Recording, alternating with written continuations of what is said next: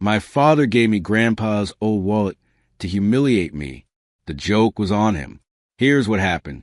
I need to tell you about New Year's Eve, because that night changed everything. Not in some magical Disney way where dreams come true at midnight.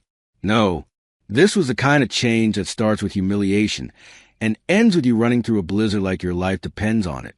Because it did. My father's mansion sits in one of those Connecticut neighborhoods where the houses look like they were designed by people who've never had to worry about heating bills. All stone facades and those tall windows that let everyone see your crystal chandeliers. I pulled up in my 2003 Honda Civic around 9 that evening.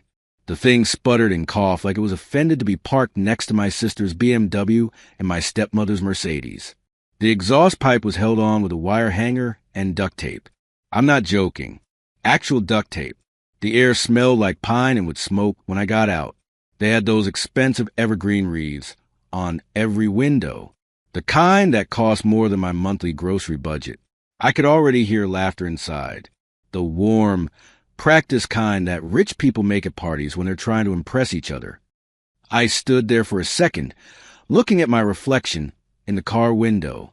My jacket was clean, but the elbows were worn shiny. My jeans had that faded look that comes from too many washes, not from some designer trying to fake poverty. My phone screen had a crack running corner to corner. It still worked mostly, so I couldn't justify replacing it. In my pocket, I had $40 in crumpled bills, tips from the restaurant where I bust tables 3 nights a week. My grandfather would have told me to stand up straight. He would have said that a man's worth isn't in his wallet, but in his spine. He used to make me read these old books when I was a kid, while my sister Jessica was glued to her phone, making duck faces for Instagram. Grandpa Joe would sit me down with Napoleon Hill or Marcus Aurelius. I was 12 years old trying to understand meditations. Half of it went over my head, but some of it stuck. The power isn't in having things, he'd say.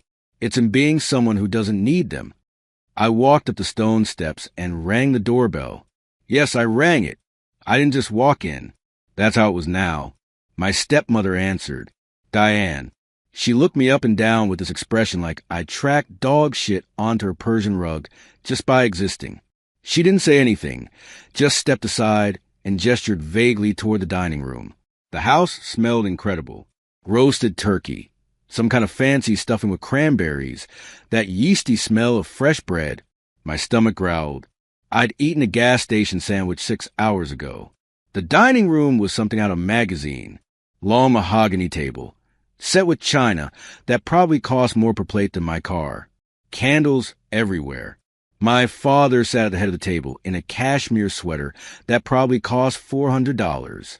My sister Jessica was on her phone, naturally, but she looked up long enough to give me this pitying smile. 22 years old, and she'd never worked a day in her life. I took my seat. The chair felt too nice. Everything felt too nice. In that way that makes you hyper-aware of not belonging. My father cleared his throat. Robert. I stopped calling him Dad around the time he married Diane, and decided his old life was an embarrassment. He raised his wine glass. Some Burgundy that I'm sure had an impressive year, and a French name I couldn't pronounce. He started talking about family and gratitude and new beginnings.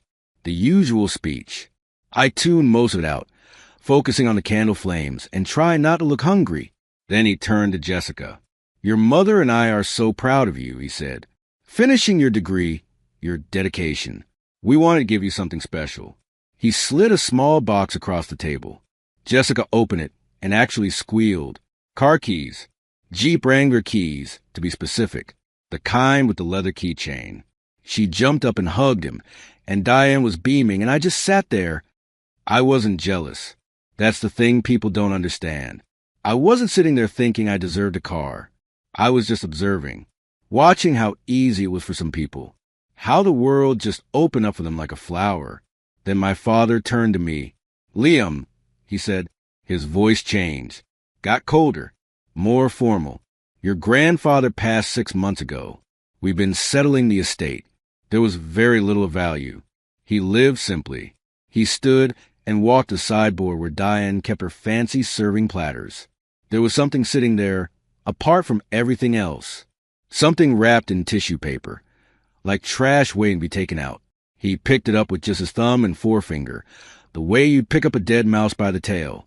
He walked back and set it on the table in front of me, but he didn't slide it over like he did with Jessica's keys. He placed it there with 2 fingers, like it might contaminate him. I unwrapped it. My grandfather's wallet. Old leather. Cracked and worn soft from decades in a back pocket. The kind of brown that's almost black in the creases. It smelled like him. Like Old Spice and leather and something else I couldn't name. Memory, maybe? I checked, my father said. It's empty, like your prospects. But I thought you might want it as a keepsake, since you two were so close. The way he said close. Like it was something pathetic. Like the hours I spent with Grandpa Joe were wasted time, because they didn't result in stock portfolios or country club memberships. Jessica looked uncomfortable. Even she thought that was harsh. But she didn't say anything. Nobody ever said anything. I stood up. My chair scraped against the hardwood floor, too loud in the sudden silence. There's a box of things in the hallway. My father continued. More junk. Really. Old letters. Some military medals. Photographs. The estate cleaning service is coming tomorrow at 8 a.m. They'll dispose of everything. If you want any of it, take it tonight. Dispose of everything. Like my grandfather's life was trash day. I walked to the hallway. There was a cardboard box marked Garage Miscellaneous, in Diane's neat handwriting. I opened the flaps. The smell hit me first.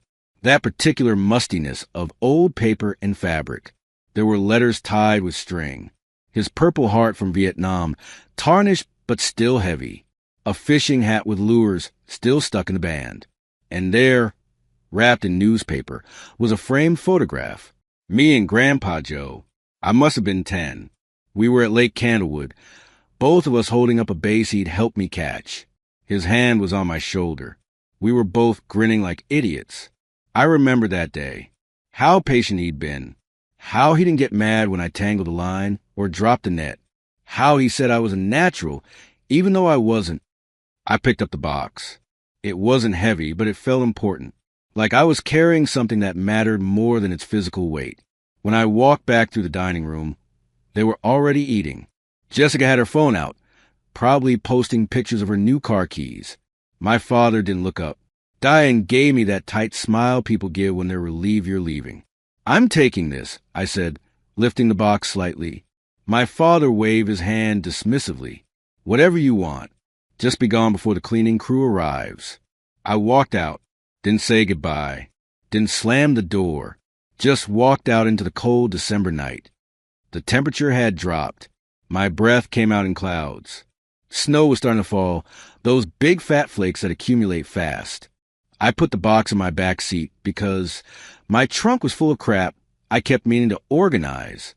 The car started on the 3rd try, engine coughing like a lifelong smoker.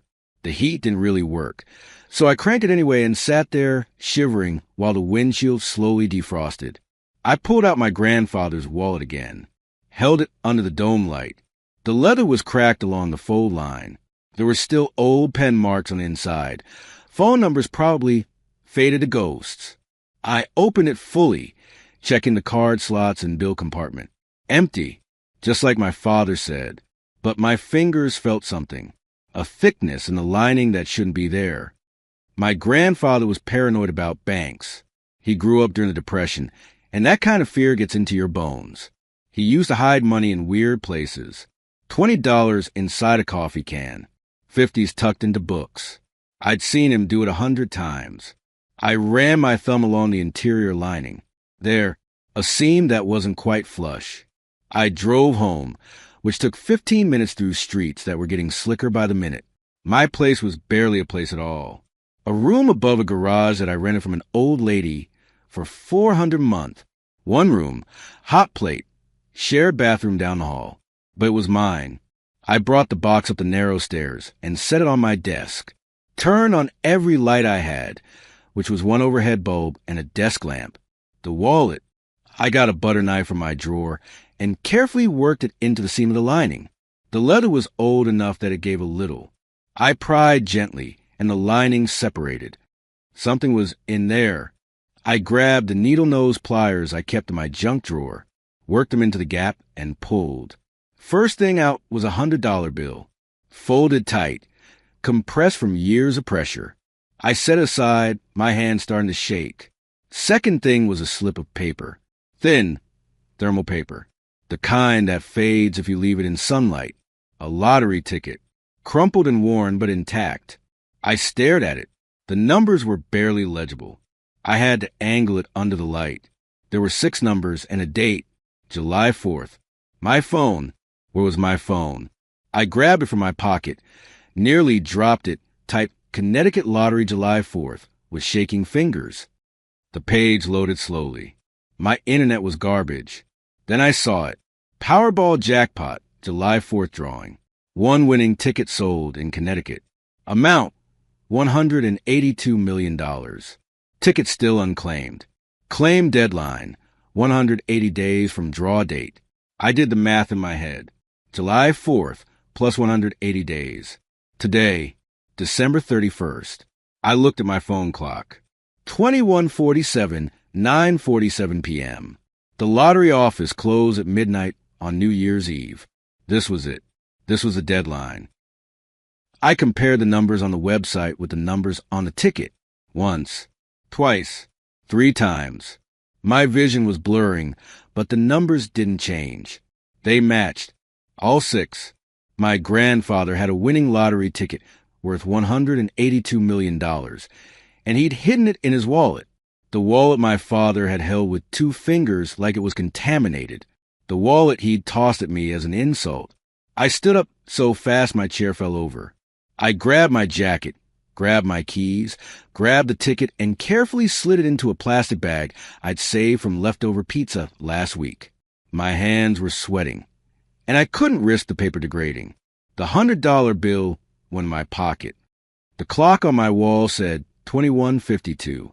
Google said the nearest lottery claim center was at a gas station on Route 7, about 8 miles away. They had a validation terminal. But Google also said the roads were getting bad. Accident on I-95. Traffic was stopped. I ran down the stairs.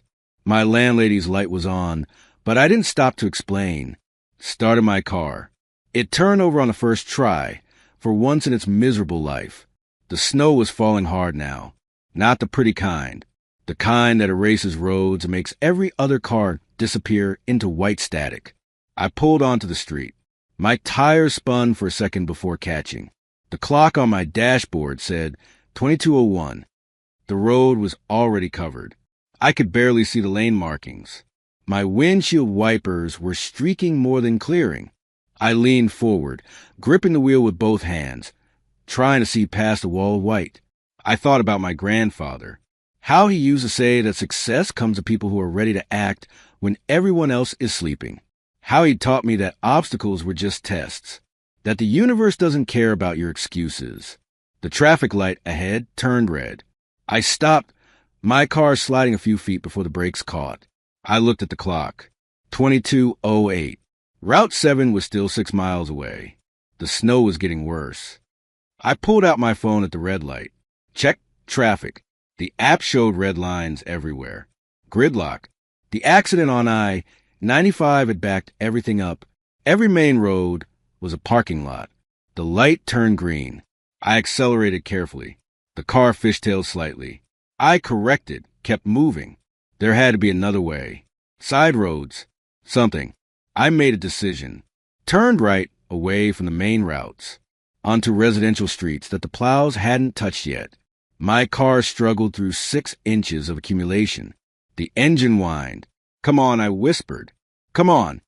The clock said 22:15 when I turned onto what I thought was a shortcut. But the road didn't go through. It ended at a cul-de-sac. I swore. Threw the car in reverse. Backed up, turned around. The tires spun. I rocked the car, forward and back, feeling it inch through the snow. Finally it caught, and I accelerated back the way I'd come. I could see lights in the distance. Not traffic lights. Business lights. The gas station, maybe. I wasn't even sure anymore. The snow was so thick, it was like driving through a tunnel of static. I just kept moving, because stopping was an option. Because somewhere out there less than 2 hours away, was a terminal that could change everything. And I was not going to let my father be right about me. Not tonight.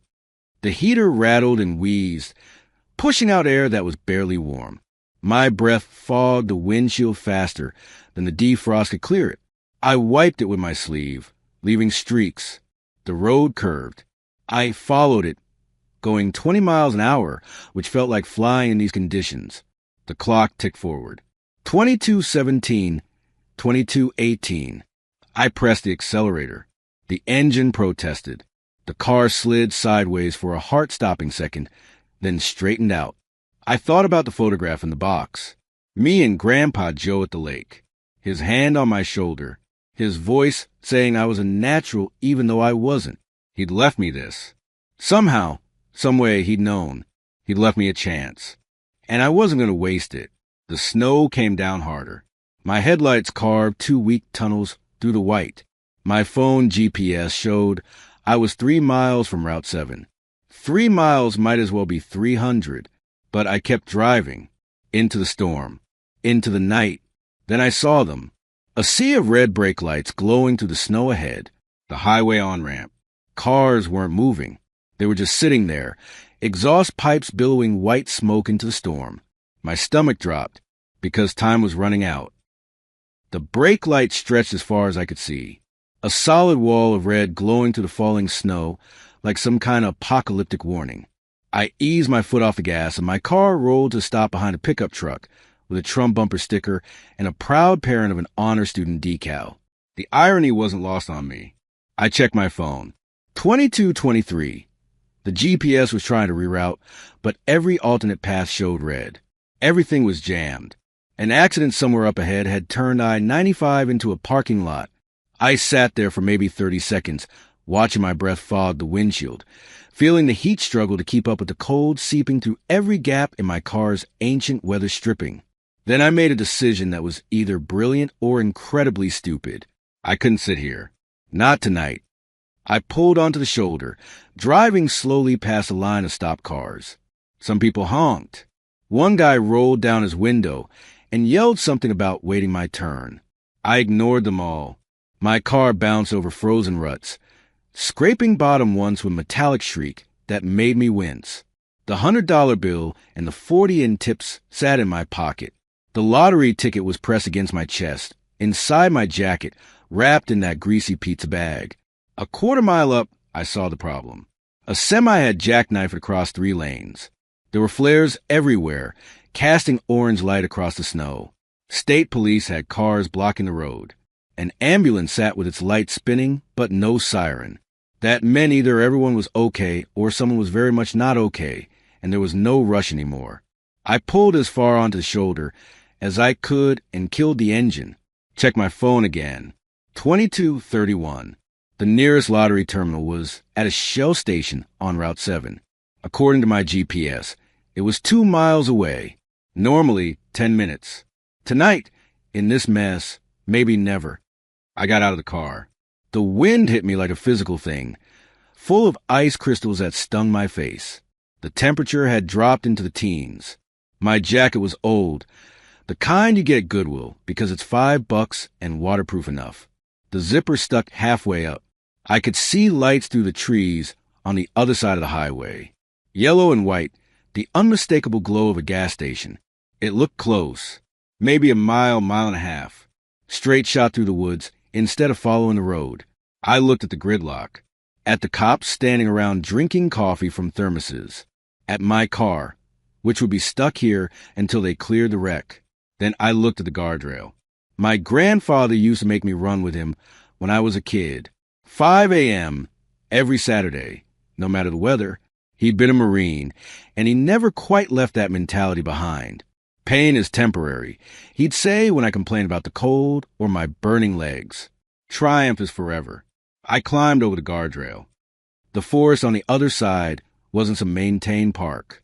It was Connecticut woods in winter, dense undergrowth buried under snow, fallen logs hidden like traps, the kind of terrain that twists ankles and breaks bones if you're not careful. I was not careful. I was desperate. I pushed through the first line of bare trees, branches catching at my jacket. The snow was deep here, untouched by plows or footsteps. I sank to my knees on the first step, pulled my leg out, and took another. Sank again. This was going to take forever. I changed strategy, looking for areas where the snow was shallower. Under the evergreens, it wasn't as deep. I moved from tree to tree, using trunks to pull myself forward. My hands were already numb. I'd forgotten gloves. Of course I had. I checked my phone. 22:47. The screen was getting hard to read. Snow was accumulating on it faster than I could wipe it away. The lights ahead didn't seem any closer. I kept moving. One foot, then the other. My jeans were soaked below the knee. My sneakers, never waterproof to begin with, were full of snow that was melting against my socks. Each step made a squelching sound. I came to a chain-link fence, 8 feet tall, half buried in a snowdrift. I followed it, looking for a gap or a gate. Nothing. The fence stretched in both directions into darkness. I grabbed a wire and started climbing. My fingers were so cold I could barely feel the metal. I got one foot up, then the other. The fence shook and rattled under my weight. At the top, there was barbed wire. Not the decorative kind. The real stuff, with barbs sharp enough to tear skin. I tried to swing my leg over carefully. My jacket caught. I heard the rip before I felt it. The fabric tore, and something sharp dragged across my forearm. Not deep, but enough. I felt the sting even through the cold. I didn't stop. I pulled myself over and dropped down the other side, landing in snow that was deeper than I expected. I went down hard, one knee slamming into something solid under the powder, a rock or a root. Pain shot up my leg, hot and sharp. I stayed down for a second, gasping. My breath came out in ragged clouds. I could taste blood. I'd bitten my lip at some point without noticing. 22:54. I got up, started moving again. The landscape here was different, more open. I realized I was in someone's backlot. There were rusted car parts half buried in the snow, an old refrigerator on its side. The fence had been the property line. The gas station lights were closer now. I could see the Shell sign, that yellow and red logo cutting to the storm like a beacon. I ran, or tried to. My legs didn't want to cooperate. Everything below my waist was numb or burning. I couldn't tell which anymore. My wet jeans had frozen into something like cardboard, chafing with every step. I thought about my sister getting her Jeep keys, about my father's face when he handed me that wallet, about how this whole night had been designed to humiliate me, to put me in my place. Screw that. Screw all of it. I cleared the lot and hit a small access road, unplowed but passable. I could see the station clearly now. There were 2 cars at the pumps and lights on inside the convenience store. The clock on the reader board said 23:03. I was close. So close. I jogged across the road, my frozen jeans making a weird crunching sound. My jacket flapped where it had torn. Cold air knifed through the gap, hitting the cut on my arm. I could feel blood there, sticky and warm against the ice. The parking lot was a sheet of ice under a thin layer of fresh snow. I took 3 steps and my feet went out from under me. I went down hard on my hip, slid a few feet, and slammed into the concrete base of a gas pump. For a second, I just lay there, staring up at the falling snow. The flakes were smaller now, harder, sleet mixing with the snow. It stung when it hit my face. I got up. Everything hurt. My hip, my knee, my arm. I was shivering so hard my teeth chattered. The store entrance was 20 feet away, the warmest 20 feet I'd ever crossed. I pushed through the door, and heat slammed into me like a wall. The sudden temperature change made my skin burn. My fingers started to tingle, then ache, then scream as circulation returned. The clerk was a kid, maybe 19, slouched behind the counter watching something on his phone. He looked up when I came in, and his eyes widened. I must have looked like I just crawled out of a grave. Soaked, torn, bleeding, covered in snow. I tried to talk, but my jaw was shaking too hard. I held up one finger. Wait. Just wait. I bent over, hands on my knees, trying to breathe. The store smelled like old coffee and hot dogs that had been rotating on those metal rollers for about 6 hours too long. The fluorescent lights were too bright. Everything was too bright. The clerk asked if I was okay, if I needed him to call someone. I shook my head. I pulled the plastic bag out of my jacket.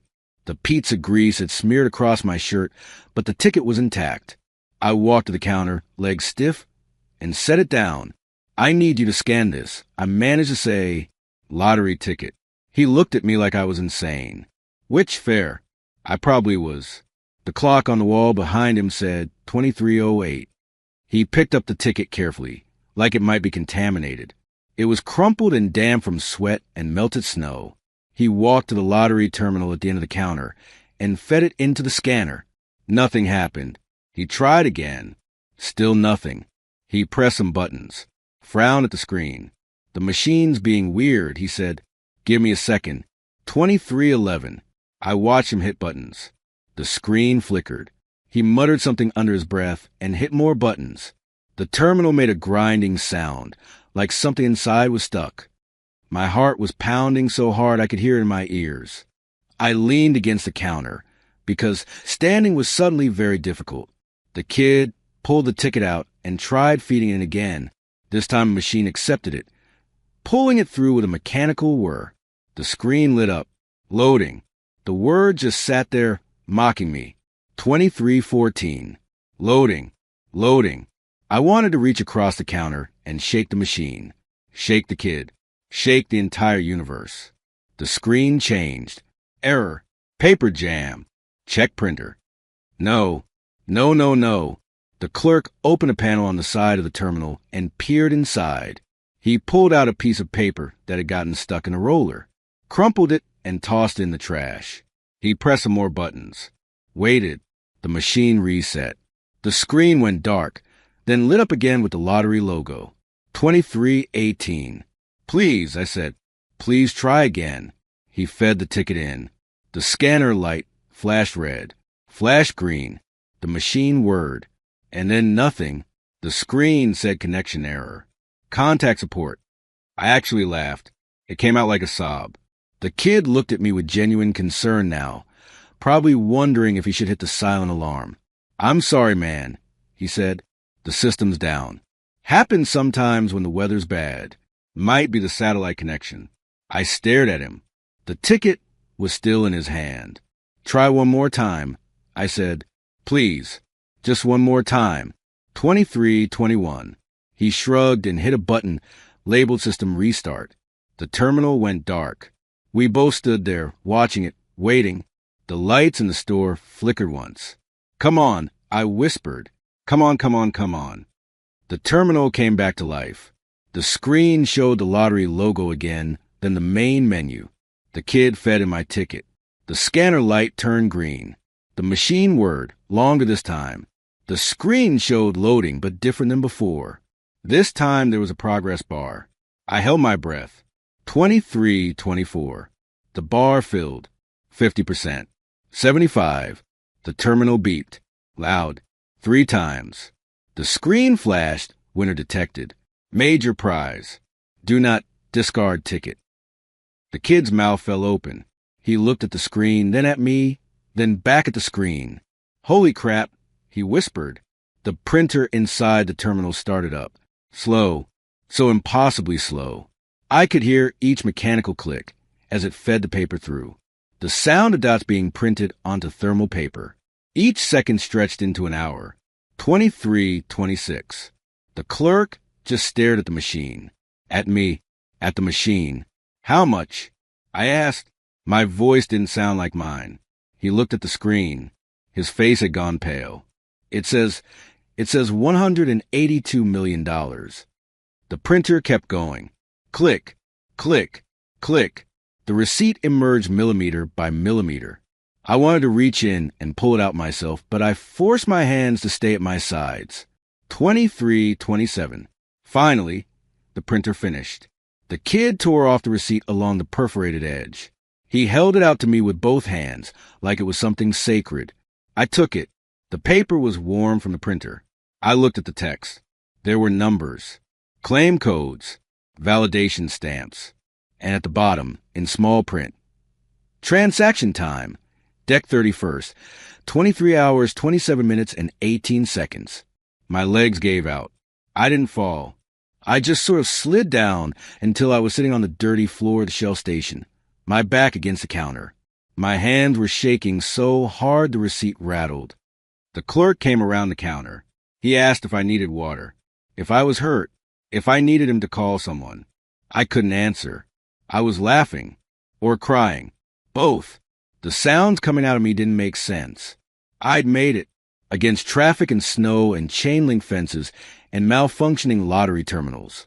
Against my father's contempt and the universe's apparent desire to make me fail. I'd made it. I looked at the receipt again. Read the timestamp. Deck 31st. 23 hours, 27 minutes, and 18 seconds. Less than 3 minutes after the system came back online.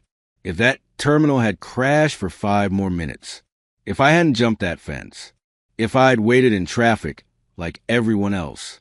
But I didn't, and I'd made it. I thought about my grandfather hiding this ticket in his wallet. About how he must have known what he was doing. About how he'd left me this test. Not just the money, but the chance to prove I could fight for something. That I could push through when things got hard. Pain is temporary. Grandpa Joe used to say. I was sitting on a floor that probably hadn't been mopped since Thanksgiving. Soaked to the bone. Bleeding, bruised, half frozen. But I was holding a receipt that said I'd won. Triumph is forever. The clerk helped me my feet. He got me a bottle of water from the cooler and refused to let me pay for it. He kept looking at me with this expression of awe, like I just landed a spaceship in the parking lot. I stood at the counter, drinking the water, feeling warmth slowly seep back into my bones. My phone buzzed. I pulled it out. The screen was cracked worse than before, spiderwebbed across one corner, but it still worked. 2333. I had voicemails. My father, Jessica, Diane. I didn't listen to them. I looked at the ticket in the plastic bag, and the receipt in my other hand, the official validation, proof that I'd claimed it in time. The kid asked if I needed a ride somewhere, if I had a way to get home. I thought about my car, still stuck on the shoulder of I-95 behind a jackknifed semi. I thought about the room above the garage that I wouldn't need much longer, about my father's mansion, and how I would never have to stand in that dining room again feeling small. I had options now, real options, for the first time in my life. I sat in one of the plastic chairs by the window, watching snow fall through the halo of the station lights. The receipt was in my pocket. The ticket was pressed against my chest. My clothes were starting to thaw, creating a puddle under my chair. The clerk watched me from behind the counter, probably still wondering if he should call someone, if I was having some kind of breakdown. Maybe I was, but it was the best breakdown I'd ever had. I pulled out the receipt one last time. Let myself really see it. Transaction time. Deck 31st. 23 hours, 27 minutes, and 18 seconds. Black text on white thermal paper. Real. Solid. Proof. I'd beaten the deadline. I'd won. I thought the hard part was over. I didn't know that winning was actually the easy part. Keeping it, that was about to become a war. 2 months. That's how long it took for everything to fall apart. I thought winning the lottery would solve my problems. I thought the hard part was over. I was wrong about a lot of things back then. The first week after New Year's was a blur. I filed a claim with the Lottery Commission. They verified the ticket. I sat through meetings with financial advisors who smiled too much and lawyers who didn't smile at all. Everyone wanted a piece. Everyone had advice. I barely understood half of what they were saying. Terms like annuity versus lump sum, tax implications, asset protection trusts. It was like they were speaking a foreign language. I took the lump sum. After federal taxes at 37% and state taxes at another 6%, I was looking at about $104 million. Still an absurd amount of money. Still more than I could wrap my head around. The funds were supposed to clear in 60 days. Standard procedure. They said, just a waiting period while everything processed. I moved out of the room above the garage. Found a cheap motel off Route 7. The kind with weekly rates and a vending machine that only took exact change. It wasn't much, but it was mine. No landlady, no shared bathroom, just a bed, a TV that got 5 channels, and a window that looked out at the parking lot. I kept the cardboard box with my grandfather's things in the corner, the medals, the letters, the fishing hat, the framed photograph of us at the lake, the glass still intact back then. Then my father found out. I don't know how. Maybe someone at the lottery commission leaked it. Maybe a clerk at the lawyer's office said something to someone who said something to someone else. In a state like Connecticut, money has a way of making noise. My phone rang on a Tuesday morning. I didn't recognize the number, but I answered anyway. It was a law firm, prestigious, the kind with 3 last names in the title. They informed me very politely that they were representing Robert Chun in a civil matter. My father. They were filing a lawsuit. The legal term was conversion of estate assets. I had to look it up later. Basically, my father was claiming that the wallet had been part of my grandfather's estate, that he, as the primary heir, had the right to everything my grandfather owned at the time of his death, including the contents of that wallet. His argument was simple. He didn't know the lottery ticket was in there. If he'd known, he never would have given the wallet away. Therefore, the transfer wasn't valid. Mistake of fact, they called it. I hired a lawyer, a guy named Morris, who worked out a strip mall office between a nail salon and a tax preparation service. He was cheaper than the big firms, and he seemed honest, which was more than I could say for most lawyers. Morris laid it out for me over coffee in a diner that smelled like grease and disappointment. The problem, he said, was proof. Without evidence that my grandfather specifically intended to give me that ticket, the law favored my father as the estate's primary beneficiary. Family law was messy that way. Intent mattered, but proving intent was nearly impossible when the person who'd made the gift was dead. He reminded me about the taxes, too, like I could forget. The IRS was going to take their cut regardless of who ended up with the money. 37% federal, 6% state. It didn't matter if I won or lost a lawsuit. The government was getting paid. Morris filed a response. We had a hearing scheduled for March. Then my father's lawyers filed for a temporary restraining order. I didn't understand what that meant until Morris explained it. Atto!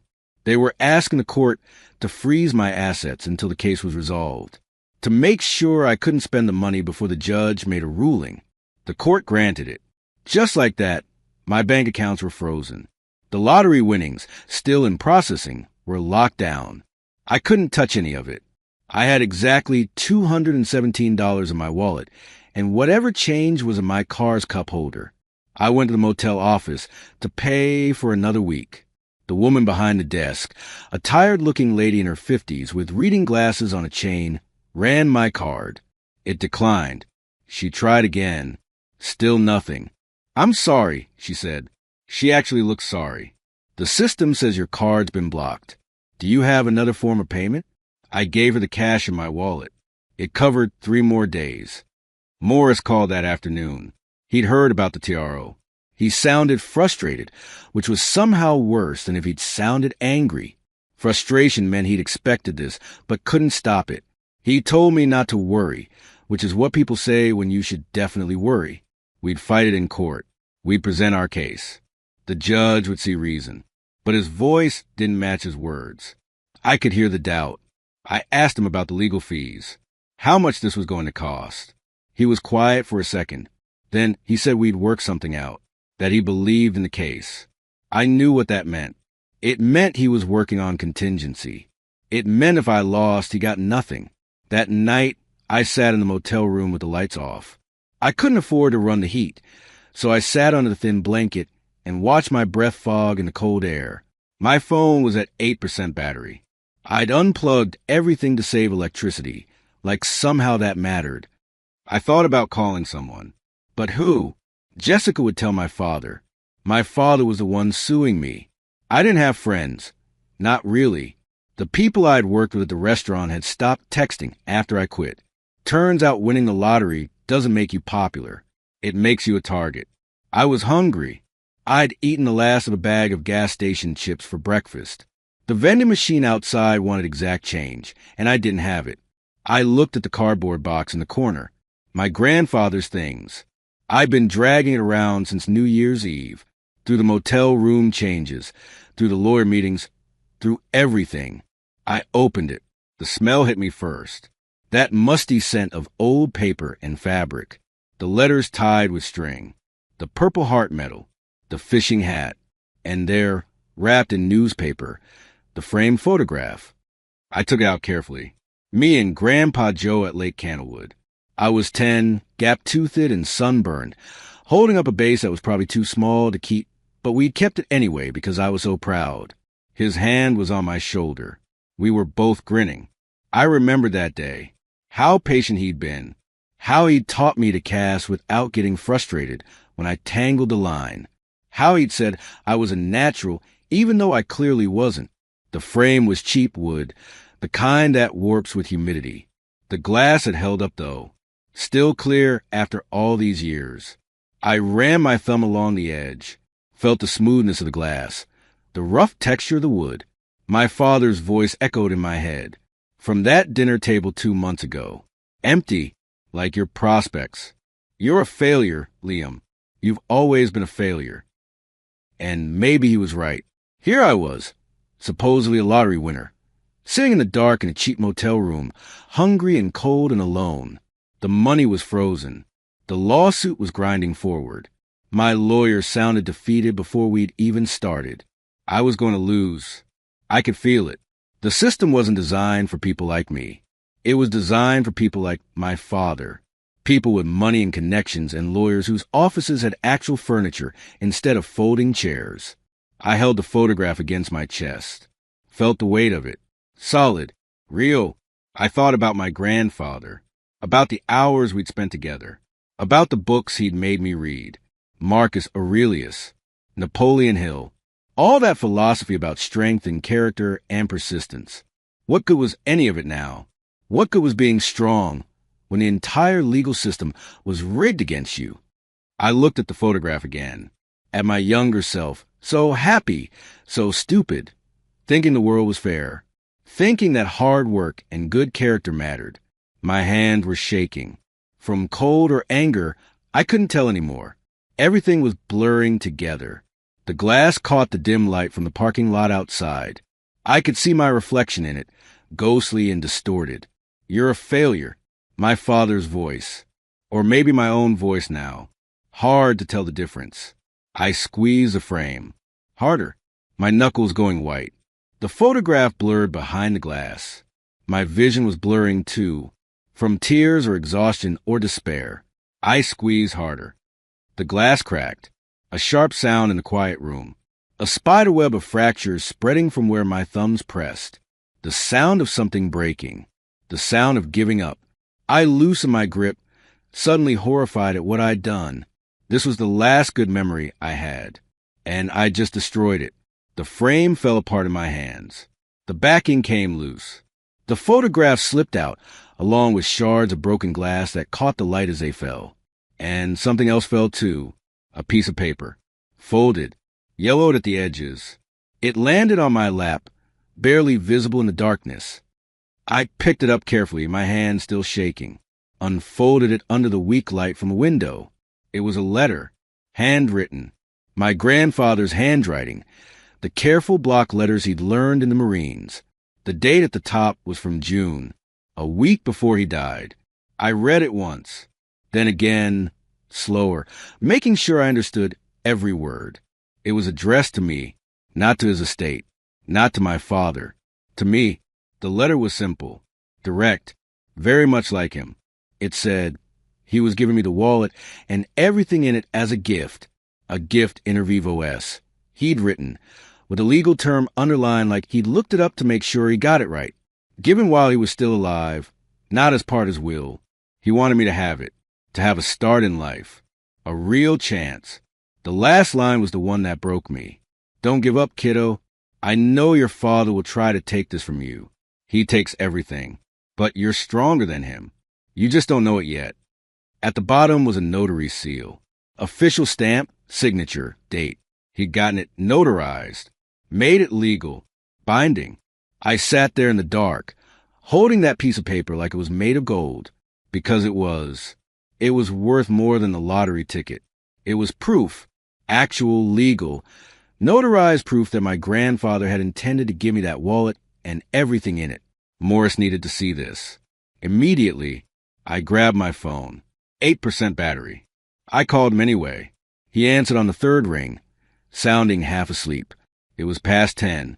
I told him I found something. Evidence. A letter from my grandfather, notarized, dated before he died. Proof that the wallet was a gift. Morris was quiet for a long moment. Then he told me to photograph it. Both sides. High resolution. Send it to him immediately. I did, my hand shaking so hard I had to take 3 attempts to get a clear picture. He called me back 5 minutes later. Wide awake now. Voice sharp and focused. This changes everything, he said. This is exactly what we needed. We filed this as new evidence. Request an emergency hearing. This letter is a gift inter vivos. It supersedes estate claims. Your father has no case. The hearing was scheduled for the following week. Probate court. Judge Morrison presiding. Morris said she was fair. Strict about procedure, but fair. I spent the next 6 days in that motel room, rationing the last of my cash. I bought ramen in bulk from the dollar store. 3 packs for $1. I could make 1 pack last 2 meals if I was careful. The photograph sat on the dresser, still in its broken frame. The letter was in my jacket pocket, in a plastic sleeve Morris had given me. I touched it every few hours just to make sure it was still there, still real. The courthouse was downtown. Old building, stone steps, that particular smell of floor wax and bureaucracy. I met Morris outside. He was wearing his good suit, the one he saved for important hearings. Navy blue with a red tie. We went through security. Up 3 floors. Down a hallway with marble floors that echoed every footstep. The courtroom was smaller than I expected, with paneling, high ceiling, an American flag in the corner. About 20 seats for observers, most of them empty. My father was already there. Front row, left side. He had 3 lawyers with him, suits that probably cost more than my car. He saw me come in, and his expression didn't change. Just cold, calculating. Diane sat next to him. Jessica was there too, looking uncomfortable. We sat on the right side. Me and Morris. Just us. The bailiff called everyone to rise. Judge Morrison came in.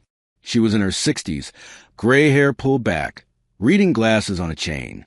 She looked tired, like she'd been doing this job too long, and had seen everything twice. She sat. Everyone sat. She opened a folder and reviewed something for a moment. Then she looked up. She asked my father's lead attorney to present his case. The lawyer stood. Tall guy. Silver hair. The kind of voice that filled the room without trying. He laid it out methodically. The wallet had been part of the estate. My father, as primary heir, had the right to all estate assets. The transfer of the wallet had been made without knowledge of its contents. Mistake of fact invalidated the gift. My father was entitled to the lottery winnings as part of his inheritance. He spoke for 15 minutes. Cited case law. Precedents. Made it sound inevitable that they'd win. Judge Morrison listened without expression. Made notes.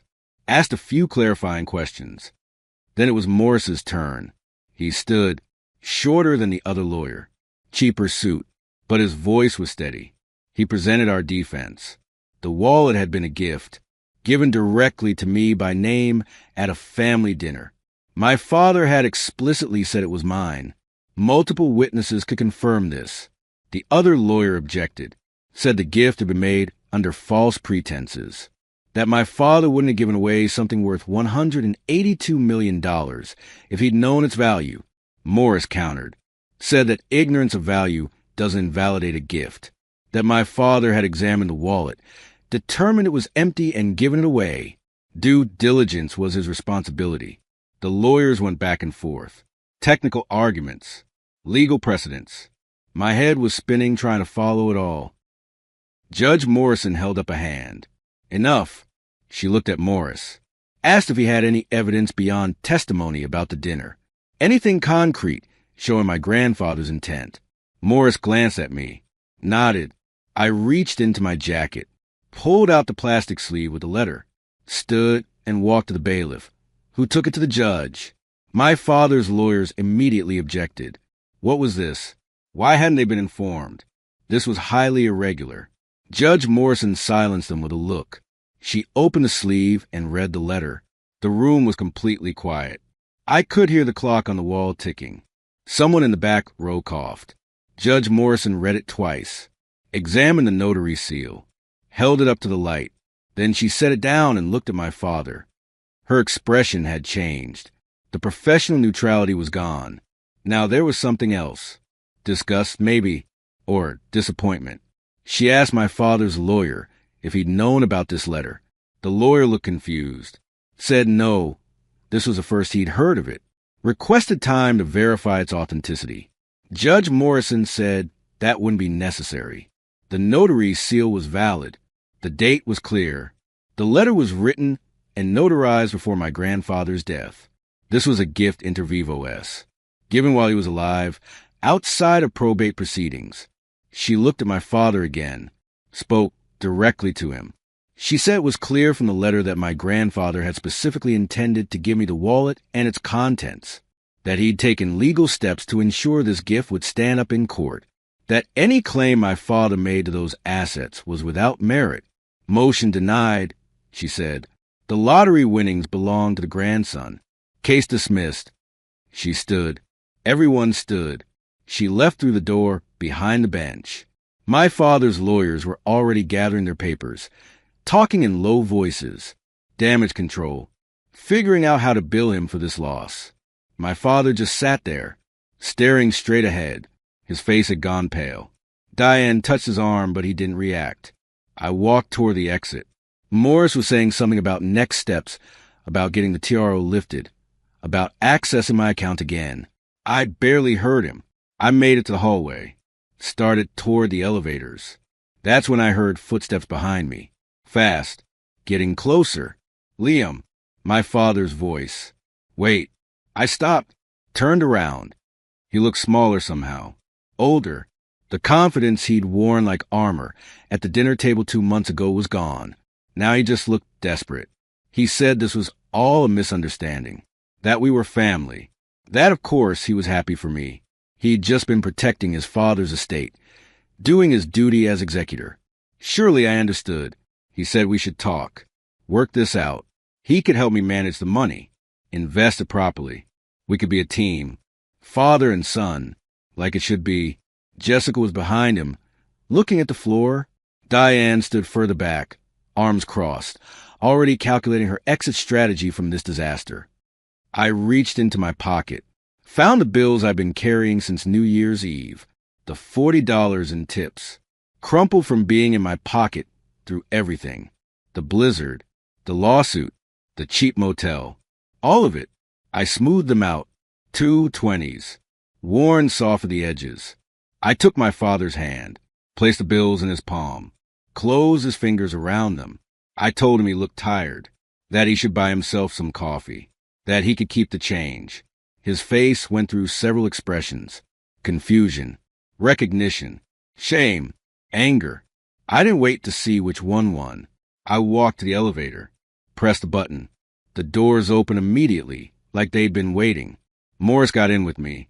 He was grinning, actually grinning. Said that was the most satisfying thing he'd seen in 20 years of practicing law. The elevator descended, through the floor numbers lighting up and going dark. 3, 2, 1, ground floor. The doors opened to the courthouse lobby. Sunlight streamed through the tall windows. It was late February, but the sun was bright, almost warm.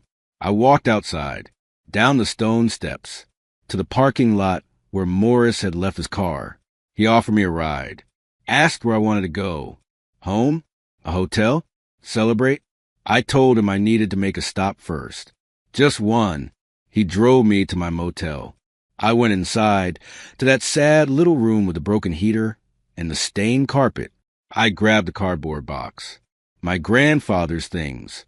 The medals. The letters. The fishing hat. The broken picture frame with the photograph still inside it. Glass shards and all. I didn't need anything else. The clothes could stay. The few possessions I'd accumulated over 2 months of legal limbo. None of it mattered. Morris drove me to Riverside Cemetery. It was on the east side of town, old oak trees and granite headstones dating back to the 1800s. My grandfather's plot was in the newer section, where the grave still had fresh flowers and the grass was kept trimmed. I told Morris I'd find my own way back. He understood, handed me his card, said to call him tomorrow, and we'd start the process of unfreezing my accounts, getting my life back. He drove away. I stood there with the cardboard box. The grave was simple. Joseph Chun, dates of birth and death. Beloved father and grandfather. Below that, a small engraving of the Marine Corps emblem. I set the box down, opened it, took out the photograph in its broken frame. I looked at it for a long time. The crack in the glass ran right between us in the picture, between 10-year-old me and Grandpa Joe, like something was trying to split us apart, but couldn't quite manage it. I told him thank you, out loud to the headstone, for the letter, for the gift, for teaching me that strength wasn't about muscles or money. It was about knowing who you were when everything else got stripped away. Pain is temporary, I said. Triumph is forever. The wind picked up, scattered oak leaves across the grave. Somewhere in the distance, a crow called. I stood there until the sun started to sink, until the shadows grew long, until I felt ready to leave.